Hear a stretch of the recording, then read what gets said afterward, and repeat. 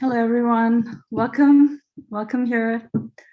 Thanks for coming on a Sunday to listen to this really exciting group of people talking about Ibogaine. My name is Lakshmi Narayan, and I'm the founder of awake.net and the FEAT program for funding entheogenic addiction treatment. So I'm going to tell you a little bit about Ibogaine and about how I got into it and about what the mission is for what we're creating on awake.net.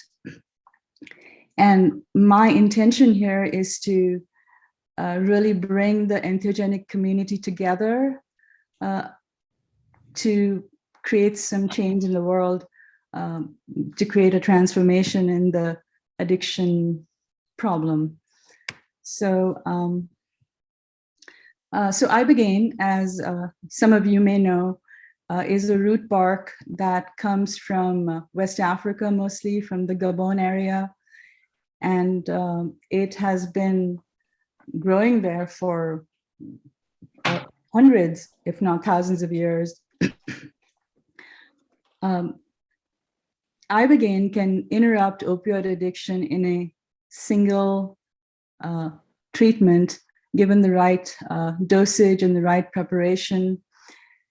And there's nothing else like it, nothing else that works like that, that we know of today for addiction.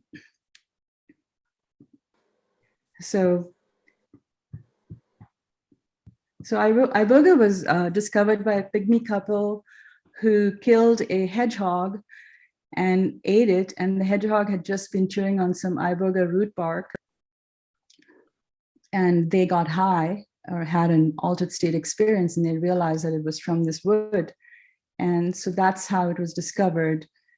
And then they passed it on to the Bwiti, who live in Gabon, and the Bwiti have been using it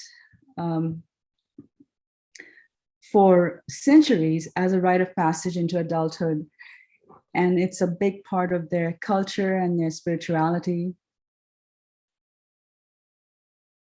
So in the Bwiti culture, they do it in a shamanic way with music, and they eat the root bark. They eat large quantities of the root bark until they pass the threshold where it's psychoactive for them.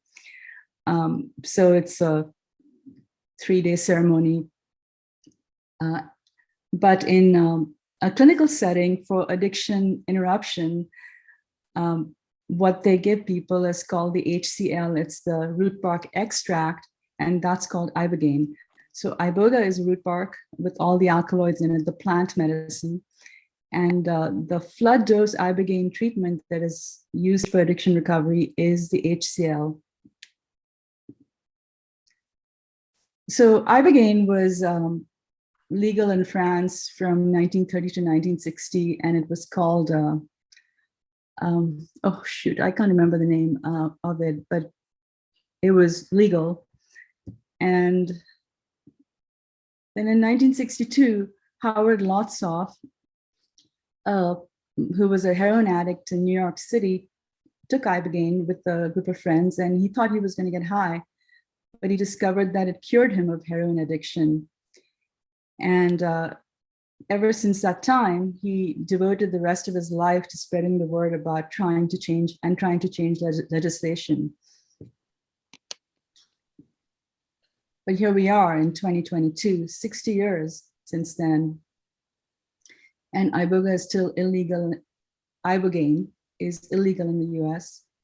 It's beginning to be decriminalized in certain parts of the country, but decriminalization just means that you won't be prosecuted in most cases. So it's really not available in the US. And the question I have is, why hasn't the legal status of Ibogaine been changed by the powers that be, by the governments, as soon as they found out that it could save lives, which was in 1962. And now here we are at the psychedelic renaissance. And why are we not hastening to incorporate this plant medicine into our lexicon? We have over 100,000 overdose deaths happening right now, an all-time high, and probably going to keep climbing. So this is a question I've been asking myself over and over again. And as I've gotten more into this, I've begun to understand the dynamics of what's happening. And Ibogaine is caught in a Gordian knot of big pharma, switch and bait medicines like methadone and Suboxone. So people get addicted to methadone and Suboxone, and then they want to do Ibogaine to get off of those medicines because they have their own side effects that are long-term side effects for some on Suboxone. So that's one thing. It's very profitable. The other thing is the healthcare system. With a 93% failure rate and rehab is being covered by insurance, it's often the only pathway that people have to go into the rehab system, even though they know that it doesn't work. And it brings in repeat business, which might be a very cynical thing to say, but I think it's true. The third thing is that Ibogaine has been misclassified as a Schedule I recreational drug with no medicinal value. And Ibogaine is clearly not a recreational drug because it's a very powerful drug, very powerful psychoactive effects. It has to be taken in a supervised setting because it has, it slows down your heart rate. It slows down the QT interval of your heart. So it really has to be taken with medical supervision. It's not recreational. Yes. Hello, somebody, if you could just mute yourself when you come in, thank you.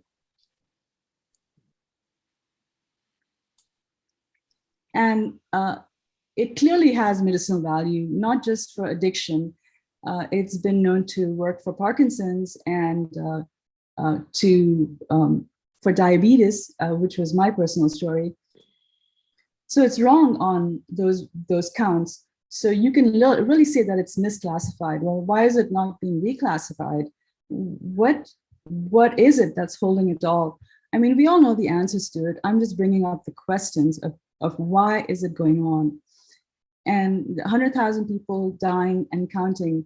And if you do the math of what that is, it's one person dying every 8 minutes or so. Can you imagine if I had a beeper, I thought I would play it every 8 minutes, but I did it all of yesterday just to see what is it like, one person dying every 8 minutes. And I couldn't stand it. I had to turn it off. So, but I think that we as a people have become numb to numbers about this because it's been happening for such a long time, decades. So I feel like if the powers that be don't do the right thing, then we as people must. And so that's really what my efforts are all about. And I'm hoping to bring other people to see my point of view and want to join me and be inspired to do the same thing. So currently, the legal status of Ibogaine around the world, I don't know if this map is exactly accurate or current, but it's somewhat like this, that it's illegal in the US, it's illegal in a lot of Europe, it's legal in Portugal and Amsterdam, South Africa, and New Zealand and Australia. And then it's beginning to become decriminalized in Canada. I think there are laws where you can take it for certain conditions. So that's the status. And so for people in the US, what happens is that right now around 6,000 people get an Ibogaine reboot at clinics, retreat centers, and ceremonies that are happening in places where it's legal or it's kind of a gray area. Everybody turns a blind eye to it. And most of it is in Mexico for people in the US, Tijuana, Rosarita, Cancun, Tulum, Mexico City. So this is what I call them, heroes of the Ibogaine underground, because what's happened is that these underground or unregulated clinics or treatment centers have really come up because there is not a regulated option. and they're taking big chances. What happens is somebody will get a reboot, taking Ibogaine, and they will become so enthusiastic about sharing it with their friends and helping other people, saving other people's lives, that they will start a clinic. And some of them are done correctly, not very many, but some. And a lot of them are sort of, people are making it up as they go. They're trying to learn how to do it. And sometimes it'll happen in Airbnbs. But if they haven't integrated their Ibogaine reboot, which can be a long time process, you have to change everything in your life. Someone will relapse, and some people start using again while running a clinic. This is a very common scenario. So the other thing about it is that dosage matters. If you don't get a flood dose, you may still be jonesing on your way home and the reboot won't stick. Now, I know this because I filmed a person who went through this reboot, and first I followed her to Tijuana, where she went to see a clinic that the owner of the clinic was using, and he kicked her out at 11 p.m. at night in Tijuana. And so I had to go pick her up and bring her back because she was in some neighborhood. It was just a dismal situation. And so then I found another place that was more respectable and had a better reputation, and sent her there. But she didn't get a high enough dose. And what happens with that is that because of fentanyl and other comorbidities, clinics are afraid to give a flood dose perhaps, or they just don't give quite the dose that you need for the threshold. Dr. Camlet will talk more about this. I'm not the expert here. But Dr. Camlet, who is on the board of directors of awake.net and is helping me to put together this FEED program. Somebody is, okay, got it. Says that Ibogaine can be administered safely with medical protocols.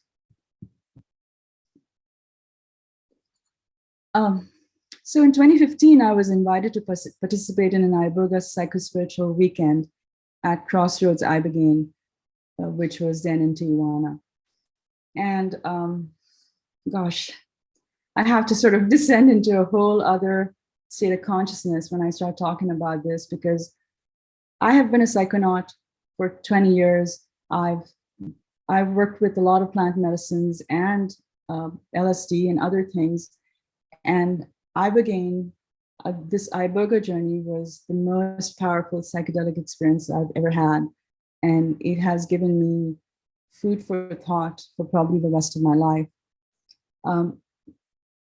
I basically went in there, and just before I went in for this, I was told that I had high blood sugar, and my father was diabetic and he died of diabetic neuropathy. So I went into the journey knowing that I was diabetic, and then the whole journey was a lesson on what I would call epigenetics and healing and intergenerational stuff and how I could heal that. But what was happening on a physiological level was that my addiction to sugar was being completely erased. And I didn't even know it was happening, but I came out of that.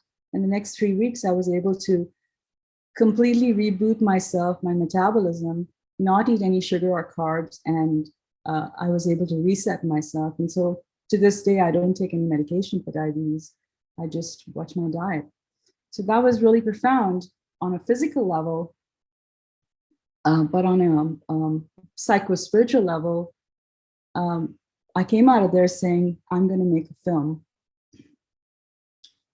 So in 2018, I joined forces with filmmaker Eric Thierman to make a documentary. We raised a little money and we shot 40 to 60 hours of footage. So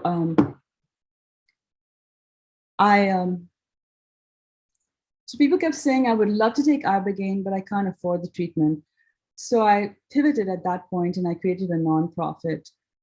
And the nonprofit I created is called FEET, the Fund for Entheogenic Addiction Treatments. And there are 10 amazing people who've joined me on the board of directors, and you can see who they are on awake.net. Dr. Camlet is one of them. And our mission is to end opioid addiction by dispersing grants and guidance for Ibogaine treatments and offer an integration pathway. The FEED pilot program goal is 100 Ibogaine treatment scholarships of 10K each to take Ibogaine at an approved clinic abroad under Dr. Camlet's supervision. So we wanted these 100 treatments, we want to document some of them, whoever will let us document them. So we'll have this anecdotal video evidence and we can make a movie about it. But also our main goal is to really establish a protocol for doing this safely. The other big problem with addiction Ibogaine treatments is that there is no integration pathway. There's a lot of integration providers, a lot of people, but there is no real established pathway that someone can take. So we're creating this 9-month program called Change Your Character, which is going to be on awake.net. And it's a combination of self-study and mentorship for entheogenic integration and addiction recovery. I've been a long-time student of the I Ching. And so the Change Your Character program is really 9 hexagrams that I studied. And the framework of the I Ching gives you so much wisdom and so much understanding. And literally the I Ching was written for a time when the way had already been lost. And I think it's pretty fair to say that we're in that time in many ways, even though there is a psychedelic renaissance happening, which gives us a chance to reconnect with our divine self, our inner consciousness. So I just want to say here that I'm looking for mentors and masters to join awake.net who have experience with Ibogaine, ayahuasca, psilocybin, cannabis, integration, addiction recovery, complementary modalities, so that we can actually create a resource that people going through the FEED program can turn to for help with integration during these 9 months. So we bootstrapped our way to here, and we just launched last month. So we're still in beta, and we're looking for seed funders to help us to have an operational budget. We're looking for 10K scholarship, 10K donations. Actually, it's a 10K lifetime membership, and we could do a treatment. So it's literally a lifesaver membership. Or you could become a FEED friend on awake.net for $10 a month, and it gives you a lot of benefits. You can literally create your web presence and put up courses and have groups. There's a directory,